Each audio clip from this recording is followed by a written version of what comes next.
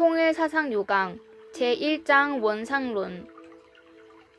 이미 앞에서 말한 대로 통일사상은 인류의 모든 난문제를 근본적으로 해결함으로써 인류를 영원히 구원하기 위해서 출현한 사상이다.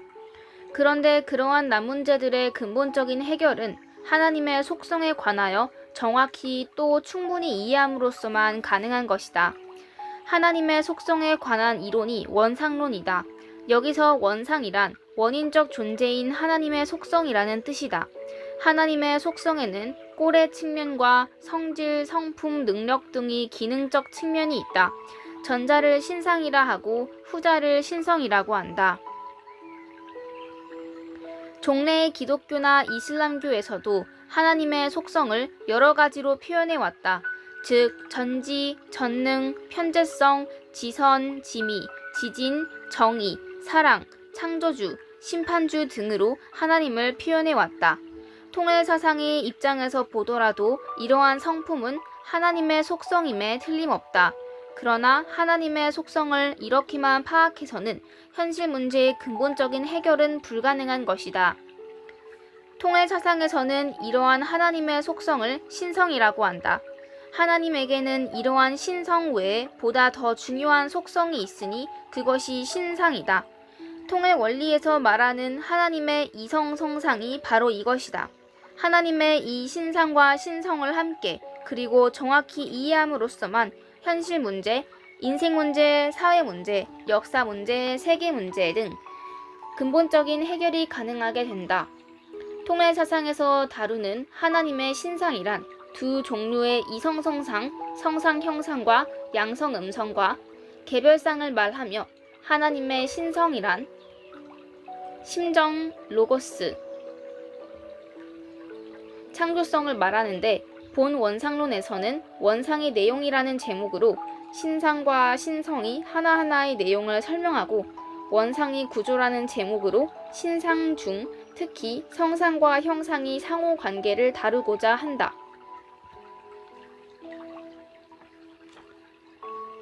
1. 원상의 내용.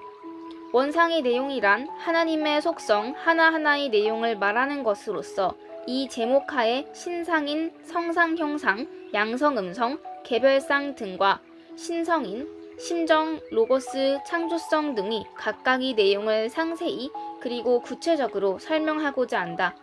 먼저 신상을 다루고 다음에 신성을 다룬다. 1. 신상. 신상은 하나님의 속성 중의 꼴의 측면을 말한다. 하나님은 인간의 눈에는 보이지 않지만 일정한 꼴 또는 꼴이 될 수 있는 가능성, 소재, 규정성을 갖고 있다. 이것이 곧 신상이다.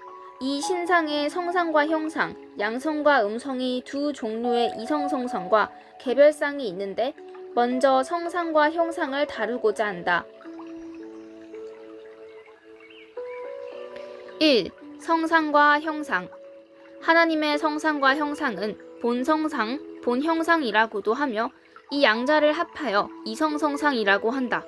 하나님과 만물의 관계는 창조주와 피조물의 관계이지만 이 관계를 원인과 결과의 관계로도 볼 수 있다.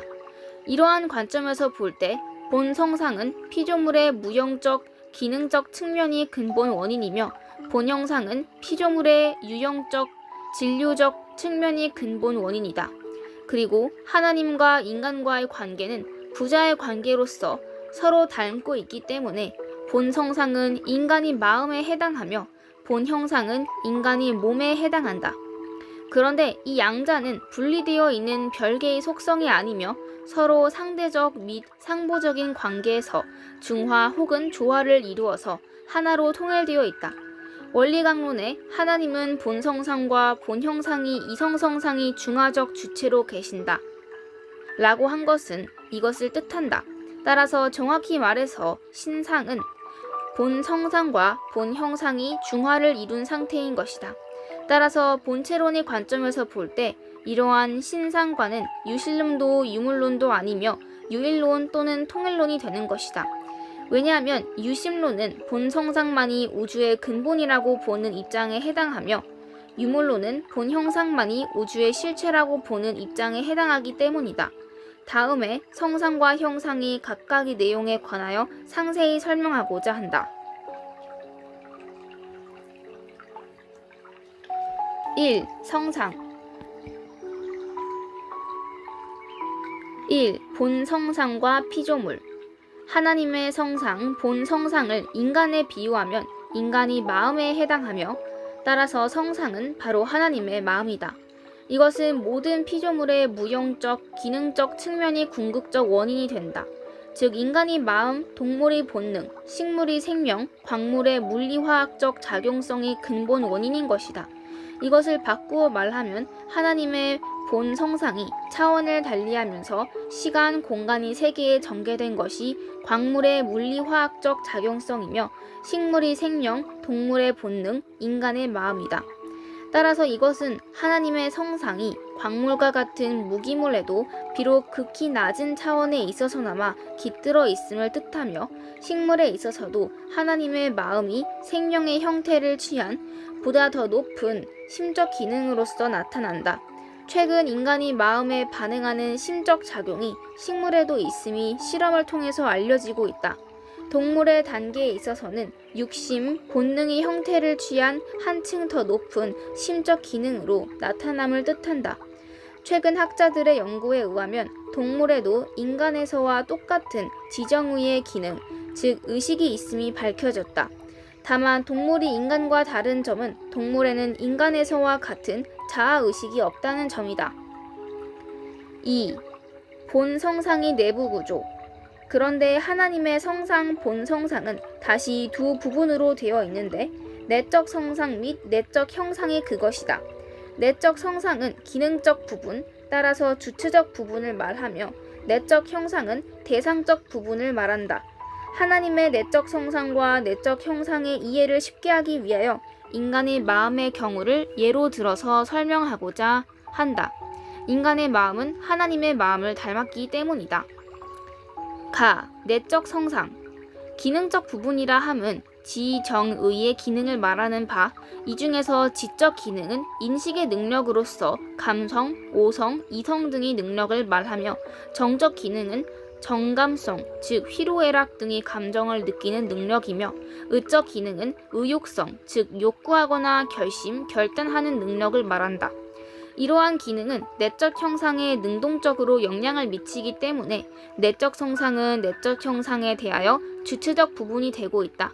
지적 기능에 있어서 감성이란 오감에 비치는 대로 아는 능력, 즉 직관적으로 인식하는 능력을 뜻하며, 오성이란 논리적으로 원인이나 이유를 따져서 아는 능력이다. 이성이란 보편적 진리를 구하는 능력 또는 개념화의 능력을 말한다.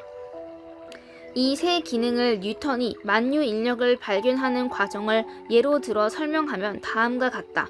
뉴턴이 만유인력을 발견함에 있어서 먼저 사과가 낙하하는 것을 사실 그대로 인식하였으며, 다음에 사과가 낙하하는 원인을 생각하여 대지와 사과가 서로 인력을 갖고 있음을 깨달았으며, 다시 그 후에 여러 가지 실험 관찰 등의 연구를 통해서 지구나 사과뿐 아니라 우주 내의 질량을 갖고 있는 모든 물체가 인력을 갖고 있음을 알게 되었다. 이 경우 처음 단계의 인식이 감성적 인식이며, 두 번째 단계의 인식이 오성적 인식이며, 세 번째 단계의 인식이 이성적 인식, 즉 보편적 인식인 것이다. 내적 형상. 이것은 본성상 내의 대상적 부분을 말하며 몇 개의 꼴의 요소로 이루어져 있다. 그 꼴의 요소 중 주요한 것은 관념, 개념, 원칙, 수리 등이다. 기억, 관념. 관념은 마음, 성상 속에 있는 피조물 하나하나의 구체적인 표상, 즉 영상을 말한다. 인간들은 경험을 통해서 객관 세계의 사물 하나하나의 구체적인 모습을 영상으로서 마음에 간직하고 있는데, 이 영상이 바로 관념이다. 인간의 경우는 경험을 통해서 관념을 얻지만 하나님은 절대자이시기 때문에 본래부터 무수한 관념을 지니고 있었다고 보는 것이다. 개념. 개념은 추상적인 영상을 말하며 여러 관념들 속에 공통적으로 포함된 요소가 영상화한 것을 말한다. 예컨대 개, 닭, 소, 말, 돼지 등의 관념에 있어서 공통적인 요소는 감각을 가지고 운동하는 성질인 바, 이것을 영상화시키면 동물이라는 추상적인 꼴을 얻게 된다. 이것이 개념이다. 이 개념에는 종 개념, 유 개념이 있다. 디귿, 원칙.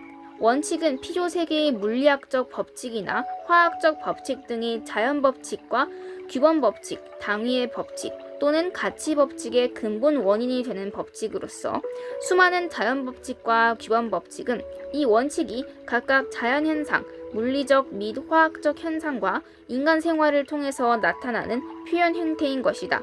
마치 식물, 예를 들어 나무에 있어서 한 알의 씨앗이 발아하여 줄기가 되고 수많은 잎들이 무성하게 되듯이 하나의 원칙에서 수많은 법칙, 자연법칙, 규범법칙이 나타나게 되었다고 본다. 리을, 수리.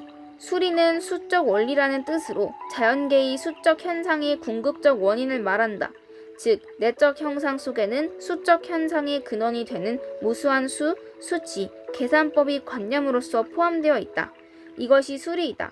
피타고라스가 만물의 근본은 수이다라고 말할 때의 수의 개념, 또 양자역학이 대성에 공헌한 영국의 물리학자 디락이 하나님은 고도의 수학자이며 우주를 구성할 때 극히 고급한 수학을 사용했다라고 했을 때의 수의 개념은 모두 통일사상의 수리에 해당한다고 말할 수 있을 것이다. 다. 내적 형상의 원리적 및 성저적 근거. 다음은 이상의 내적 형상에 관한 이론이 통일 원리 및 성서의 어디에 그 근거가 있는가를 밝히고자 한다. 기억, 내적 형상.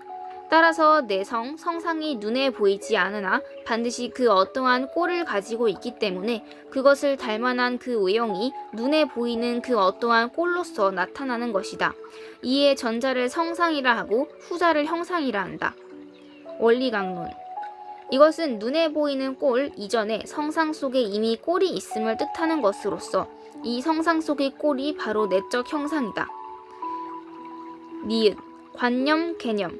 하나님이 자기 형상, 곧 하나님의 형상대로 사람을 창조하시되 남자와 여자를 창조하시고 창세기 1장 27절. 하나님이 6일간에 걸쳐 만물을 창조함에 있어서 매일매일이 창조를 마치시고는 그대로 된지라. 창세기 1장 7절, 9장 11절. 보시기에 좋았더라. 창세기 1장 4절, 10절, 12절, 18절, 21절, 25절 고 하셨는데 이것은 마음속에 지녔던 관념, 개념대로 피조물이 닮아났음을 뜻한다. 디귿, 원칙, 원리. 하나님은 원리에 의해서 피조세계를 창조하시고 그 원칙에 따라서 섭리를 하심. 원리 강론. 하나님은 원리의 주관자로 계시다. 원리에 의해서 창조된 인간. 하나님은 원리로서 창조된 인간을 사랑으로 주관하셔야 하므로 등에서 보는 바와 같이 하나님은 원칙, 원리를 세운 후 인간이 만물을 창조하셨던 것이다. 인간과 만물을 창조하셨던 것이다. 리을, 수리. 피조세계는 하나님의 본성상과 본형상이 수리적인 원칙에 의해서 실체적으로 전개된 것이다. 하나님은 수리성을 갖고 계시다. 하나님은 수리적으로도 존재하시는 분이시다. 등에서 본 바와 같이 내적 형상을 이루고 있는 꼴의 요소들은 모두 통일 원리와 성서에 그 근거가 있음을 알 수 있을 것이다. 이상은 하나님의 본성상 내의 기능적 부분, 내적 성상과 대상적 부분, 내적 형상을 인간의 마음에 비유해서 설명한 것이다. 본성상을 이와 같이 상세히 다루는 것은 현실 문제의 해결을 위해서이다. 예컨대 내적 성상인 지정의의 기능은 그것이 심정을 터로하고 작용할 때 사랑을 터로하는 진미선의 가치관이 성립되는데 이러한 가치관은 현실 문제 해결의 기준이 된다. 그리고 내적 형상은 지정의의 대상적 부분인 동시에 본 형상과 더불어 피조물의 유형적 부분의 근본 원인이 되고 있다. 그런데 이 사실과 지정의의 주체 부분에 대응하는 가치가 진미선이라는 사실에서 현실 생활에 있어서 의식주의 물질적 생활보다도 진미선의 가치 생활을 우선해야 한다는 논리가 도출된다. 이것도 현실 문제 해결의 기준이 된다.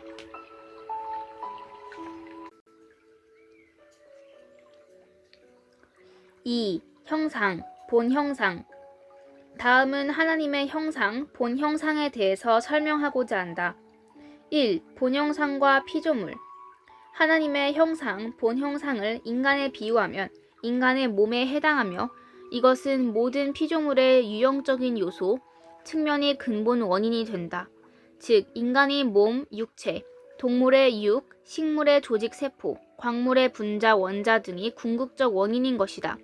이것을 바꾸어 말하면 하나님의 본 형상이 차원을 달리하면서 시간, 공간이 세계에 전개된 것이 광물의 분자 원자이며 식물의 조직 세포이며 동물의 육이며 인간의 몸인 것이다.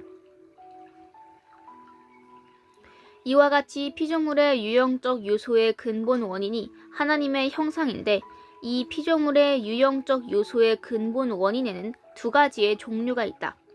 하나는 소재, 진료적 요소요. 또 하나는 무한한 형태를 취할 수 있는 가능성, 무한 응용성이다.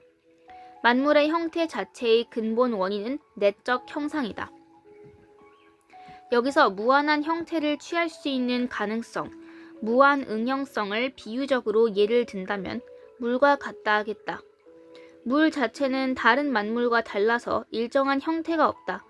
그러나 용기에 따라서 여러 가지 형태를 나타낸다. 삼각형 용기에서는 삼각형으로, 사각형 용기에서는 사각형으로, 원형이 용기에서는 원형으로 나타난다. 이와 같이 물이 무형인 것은 실은 어떠한 용기의 형태에도 응변하는 무한한 응형성을 갖고 있기 때문이다. 즉, 물이 무형인 것은 실은 무한형이기 때문이다. 마찬가지로 하나님의 본 형상도 그것 자체는 일정한 형태가 없지만 어떠한 형태의 영상에도 응변할 수 있는 응형성, 즉 무한 응형성을 소재적 요소 외에 또한 갖고 있는 것이다. 이와 같이 피조물의 유형적 요소의 근본 원인에는 소재적 요소와 무한 응형성이 두 가지가 있는데 이 두 가지가 바로 하나님의 형상의 내용이었던 것이다. 인간의 경우 창작, 창조란 마음이 구상한 무형의 꼴의 틀에 일치하도록 가시적인 소재, 조각의 경우 석고 또는 대리석을 변형시키는 작업이라고 볼 수 있다. 바꾸어 말하면 창작이란 구상한 꼴의 틀, 형식에다가 소재, 내용을 맞추어내는 작업이라고 말할 수 있는 것이다. 하나님의 창조의 경우도 이와 같다고 할 수 있다. 본 성상 내의 내적 형상, 각종 관념이 틀, 용기 또는 주형이 되어서 이 틀에 무한 응용성을 지닌 소재적 요소를 부어 넣은 후 일정하고도 구체적인 형태를 갖추게 하는 작업을 창조라고 말할 수 있는 것이다. 2. 본 형상과 과학. 본 형상에 있어서 피조물의 유형적 측면의 두 근본 원인 중의 하나인 소재적 요소는 요컨대 과학의 대상인 만물, 물질의 근본 원인이기 때문에 소재적 요소와 과학과는 어떠한 관계에 있는 것일까? 오늘의 과학은 물질의 근본 원인을 소립자의 전 단계인 에너지, 물리적 에너지라고 보고 있으며 그 에너지는 파동성과 입자성을 띄었다고 한다. 그러나 과학은 결과의 세계, 현상의 세계만을 연구의 대상으로 삼고 있기 때문에 아무리 그 원인이 에너지라 하더라도 궁극적인 제일 원인에는 도달할 수 없다. 본 원상론은 그 궁극적 원인을 바로 본 형상으로 보는 것이다. 따라서 본 형상을 과학적 용어로 표현하면 에너지의 전 단계, 즉 전 단계 에너지 또는 간단하게 전 에너지라고 말할 수 있을 것이다. 3. 본 형상과 힘. 하나님의 창조에 있어서는 본 형상에서 수수작용, 후술에 의하여 먼저 두 가지의 힘, 즉 에너지가 발생한다고 본다. 그 하나는 형성 에너지요, 다른 하나는 작용 에너지이다. 전자, 형성 에너지는 곧바로 입자로 하하여 현실적인 물질적 소재가 되어서 만물을 형성하고 후자, 작용 에너지는 만물에 작용하여 만물 상호 간에 주고받는 힘, 즉 구심력과 원심력 등을 일으킨다. 이것을 통해 서상에서는 원력이라고 부르며 이 원력이 만물을 통해서 작용력으로 나타날 때 이 작용력을 만유원력이라고 부른다. 그런데 본 형상에서 수소작용에 의하여 형성 에너지 및 작용 에너지가 발생함에 있어서 사랑의 근원인 심정이 수소작용이 터전이 되기 때문에 발생한 두 에너지는 단순한 물리적인 에너지만이 아니며 물리적 에너지와 사랑의 힘과의 복합물인 것이다. 따라서 원력에도 만유 원력에도 하나님의 사랑의 힘이 포함되어 있는 것이다.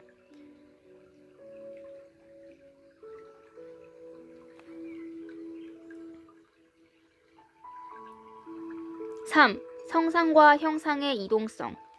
다음에는 성상과 형상이 본질적으로 동질적인가 이질적인가, 즉 성상과 형상이 이동성에 관하여 살펴보고자 한다. 앞에서 말한 성상과 형상이 이성성상론이 일반 철학상이 본체론으로 볼 때 어떠한 입장에 될 것인가, 즉 성상 형상이 이성성상론이 일원론인가 이원론인가 또는 유물론인가 유실론인가. 여기에 일원론이란 우주의 시원이 물질이라고 주장하는 일원론적 유물론이거나 우주의 시원이 정신이라고 주장하는 일원론적 유실론을 말한다. 마르크스의 유물론은 전자에 속하고 헤겔의 관념론은 후자에 속한다. 그리고 이원론은 물질과 정신이 각각 별개이면서 우주 생성의 근원이 되고 있다고 보는 입장이며 사유, 정신과 연장, 물질의 두 실체를 인정하는 데카르트의 물심 이원론이 그 예이다. 그러면 통일사상이 성상 형상이 이성성상론은 일원론인가 이원론인가, 즉 원상이 성상과 형상이 본래 동질적인 것인가 이질적인 것인가 하는 것이 문제가 된다. 만일 성상과 형상이 이질적인 것이라고 한다면 하나님은 이원적 존재가 되어버린다. 이것을 알기 위해서는 성상과 형상이 이질적인 두 요소인가 동질적인 요소의 두 표현 형태인가를 알아보면 된다. 결론부터 말하자면 본성상과 본형상은 동질적인 요소의 두 표현태이다. 이것은 마치 수증기와 얼음이 물의 두 가지 표현태인 것과 같다. 물은 물 분자의 인력과 청력이 균형을 이룰 때이며 열을 가하여 청력이 우수해지면 기화하여 수증기가 되고 기온이 하강하여 빙점 이하로 떨어져서 인력이 우세해지면 얼음이 된다. 수증기나 얼음은 모두 물의 표현태, 즉 물 분자의 인력과 청력이 상호관계의 표현 양식에 불과한 것이다. 따라서 양자는 전혀 이질적이 아니다. 마찬가지로 하나님의 성상 형상이 이성성상도 하나님의 절대 속성이 즉 동질적 요소의 두 가지 표현태인 것이다. 절대 속성이란 에너지적 심이요 심적 에너지이다. 에너지와 마음은 별기가 아니라 본래 하나이다. 이 절대 속성이 창조 과정에서 분화된 것이 하나님의 마음으로서의 성상과 하나님의 몸으로서의 형상이다. 성상과 형상도 마찬가지라고 생각할 수 있다. 성상은 심적 요소로 되어 있지만 거기에는 에너지적 요소도 갖고 있으며 단지 심적 요소가 에너지적 요소보다 많을 뿐이다. 또 형상은 에너지적 요소로 되어 있지만 거기에는 심적 요소도 갖춰져 있으며 에너지적 요소가 심적 요소보다 많을 뿐이다. 그와 같이 성상과 형상은 전혀 이질적인 것이 아니다. 양자 모두 공통적으로 심적 요소와 에너지적 요소를 가지고 있는 것이다. 피조 세계에 있어서 성상과 형상은 정신과 물질로서 서로 이질적인 것으로 나타나지만 역시 거기에도 공통된 점이 있다. 그것을 표시하는 예로서 마음에도 에너지가 있다고 할 수 있다. 예컨대 개구리 등에서 채취한 신경이 달린 골격근에 대하여 신경에 전기적 자극을 주면 근육은 수축한다. 한편 우리들은 마음으로 손이나 발의 근육을 움직인다. 이것은 마음이 신경을 자극하여 근육을 움직이는 것이다. 즉 마음에도 물질적인 에너지와 같은 에너지가 있다는 것을 의미한다. 최면술로 타인의 몸, 예컨대 팔이나 다리를 움직일 수 있는 것도 마음에 에너지가 있음을 보여주고 있는 것이다. 그리고 또 에너지에도 성상적 요소가 깃들어 있다.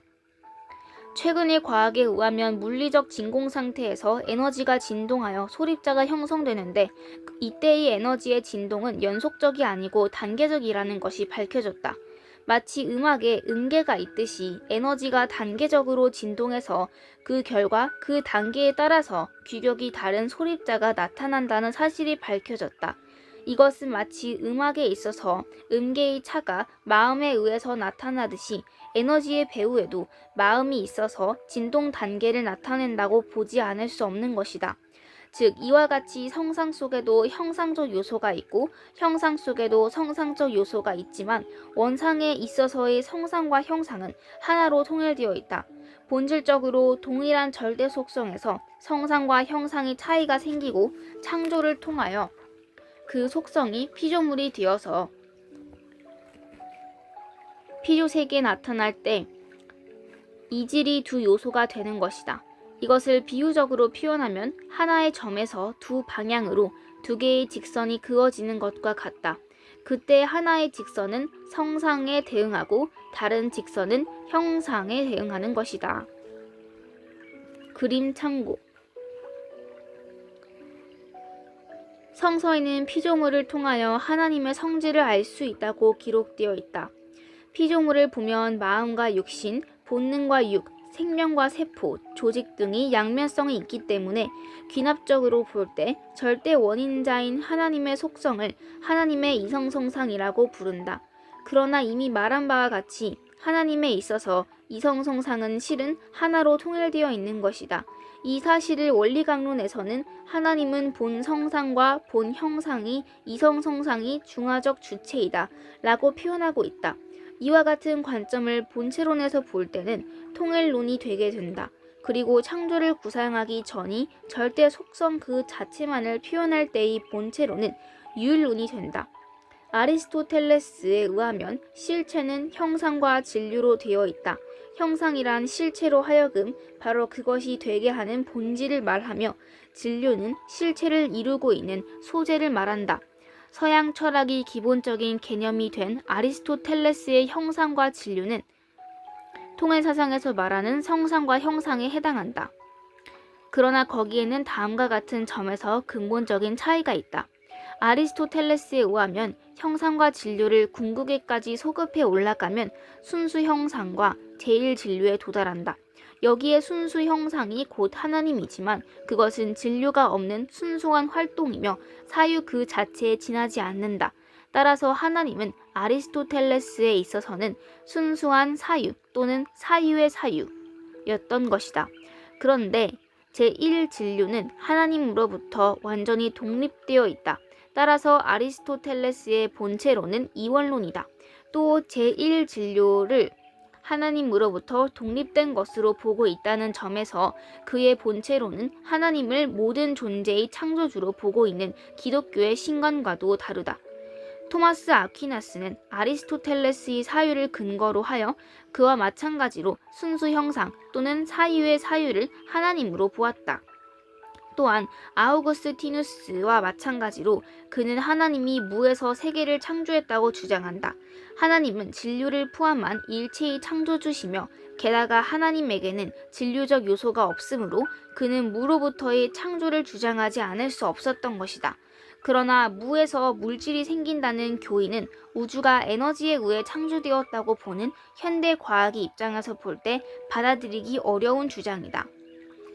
데카르트는 하나님과 정신과 물체를 세 가지의 실체라고 하였다. 궁극적으로는 신이 유일한 실체이나 피조세계에 있어서의 정신과 물체는 각각 하나님에 의존하면서도 상호 간에는 완전히 독립되어 있는 실체라고 하여 이원론을 주장했다. 그 결과 정신과 물체는 어떻게 상호작용을 하는지 그 설명이 곤란하게 되었다. 데카르트의 이원론을 이어받은 게얼링크스는 서로 독립한 이질적인 정신과 신체 사이에 어떻게 해서 상호작용이 가능한가라는 문제를 해결하기 위하여 하나님이 양자 사이를 매개한다고 설명했다. 즉, 정신이나 신체의 한편에서 일어나는 운동을 계기로 하여 그에 대응하는 운동을 신이 다른 한편에도 발생시킨다는 것이다. 이것을 기회의 원인론이라고 부른다. 그러나 이것은 방편적인 설명에 불과할 뿐 오늘날에는 아무도 이것을 거들떠 보지 않고 있는 것이다. 즉 정신과 물질을 완전히 이질적인 존재라고 본 데카르트의 관점에 문제가 있었던 것이다. 이와 같이 서양 사상이 포착한 형상과 진료 혹은 정신과 물질의 개념에는 설명하기 곤란한 문제가 있었던 것이다. 그와 같은 난점을 해결한 것이 통일 사상이 성상과 형상의 개념, 즉 본성상과 본형상은 동일한 본질적 요소의 두 가지의 표현태이다라는 이론이다.